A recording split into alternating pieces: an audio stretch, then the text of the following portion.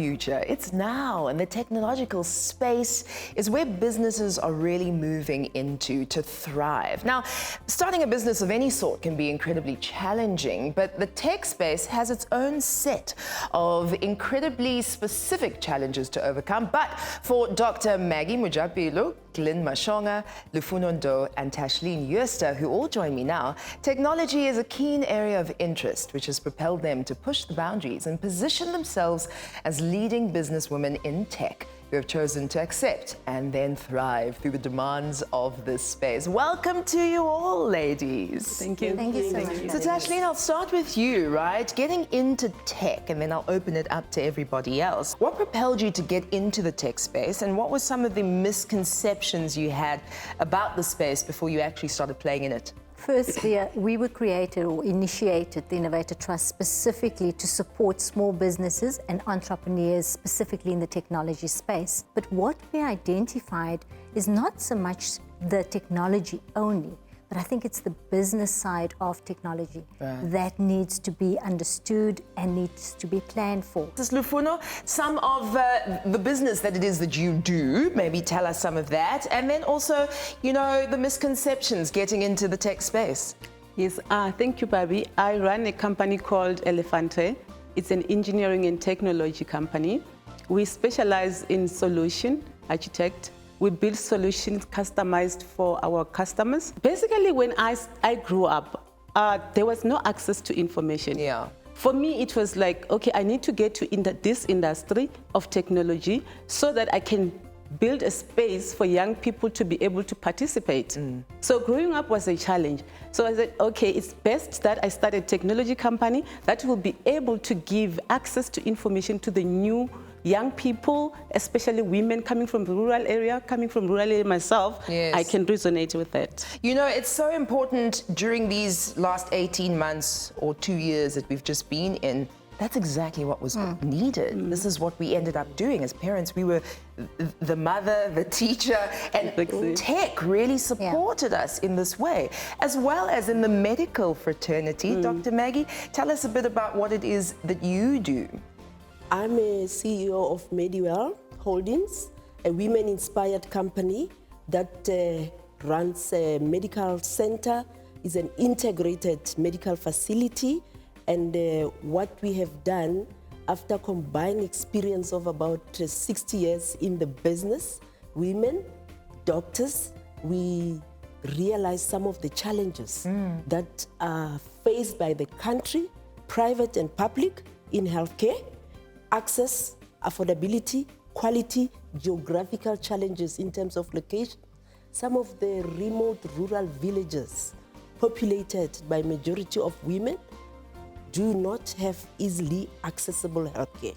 And in summary, we leverage technology to impact or to mitigate some of the challenges that I have said. And you know, Doctor, it's also interesting that you talk about the majority of the population in our country is female, and so these areas where medical assistance is needed, you see a really big gap in the need for women to be tech savvy and then use it entrepreneurially. It's really quite important that. Glynn, your thoughts on that and maybe your business? Yes. I'm the owner of Globescope Security Solutions. We specialize in installing electric fence, gate motors, intercoms, alarm systems, all stuff to do with security in the ICT sector. I've started the business about 10 years ago. I worked for a company in the administration, also an ICT company in the administration department. And I've asked them, is there any way that I can get into the technical department? They said, no, but that's not for women. That is meant... Hang on, they said that? Yes, yes. So they said that is for not for women. How are you going to expect to hold the drill or do stuff like that? Oh, wow. Then I Googled and I couldn't find any other women doing it. So I thought, oh my word, it's true, you know. And after about 6 months, I told myself, no, I'm going to try it.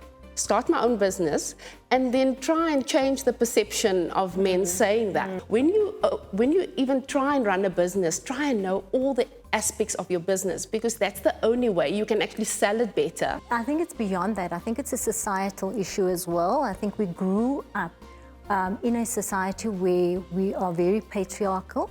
And as a result of that, we kind of sat back and stayed back. But I don't believe that we are in that space any longer. I think as women, we definitely need more networks, more support structures, more resources. And that's why we have incubation partners such as Innovator Trust, why we have programs such as Women in Tech to support women, to allow them to have access to resources, access to networks, and to network with each other. I think that's vitally important. Absolutely. So the Women in Tech event has happened, but what did you glean from being a part of the event? Many women are being marginalized. For example, I find it when I attend most of tech event, you find there's more men than women. Right. There's these perceptions that technology belongs to men, like we talk about robotics. However, we need to change those narratives. We need to go out there and show the young people that we can do this. 2.8% of tech funding 2020 went to women. The rest, 92% went to male-dominated businesses, tech businesses. Unthinkable. The building blocks is education at the very basic level, which is unequal. We know that for a variety of reasons. Then if a girl is to get through the education system and make it to high school, which is statistically very challenging to do in our country, maths and science, such a barrier to entry that girls are often not there's no parity between boys and girls in that way. I mean, what can we do from that level? From our perspective, it really boils down to ensuring that girls are more exposed to technology, providing them with the tech tools. And I think that there are a lot of applications or apps out there that are inexpensive or free that we can provide and give access to so that they can start with that. Sending girls for coding lessons. Everybody's doing that now, but ultimately it needs to be the entire nation doing that. What are some of the top lessons that you've learned in your time in tech? Is this Lufuno? The study shows that companies that hire more women in top position or women entrepreneurs, they tend to do much better than men, their counterparts. So we should not be intimidated by the word technology. So Dr. Maggie, I mean, is it going to be robot ambulances fetching us in the future? What excites you? Yeah, it's exciting. Yes. It's a myriad of things to come, especially in healthcare, but in other fields as well. Currently, we are rolling it out in the Gauteng province. We are connecting schools. So it's just that sometimes there isn't much of awareness. We tend to say government is not doing much. Yes. By saying that, I'm saying government still needs to do more.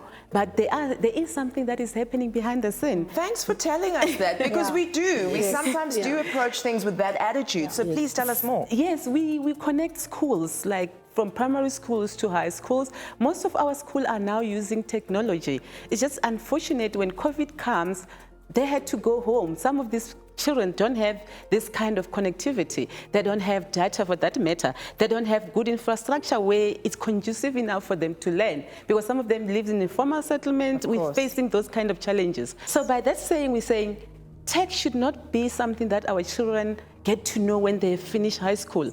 We see that some children get to understand computer in university. We need to put it together in our curriculum. South Africa has got a very high unemployment, but if we're bringing in entrepreneurship, especially women in tech.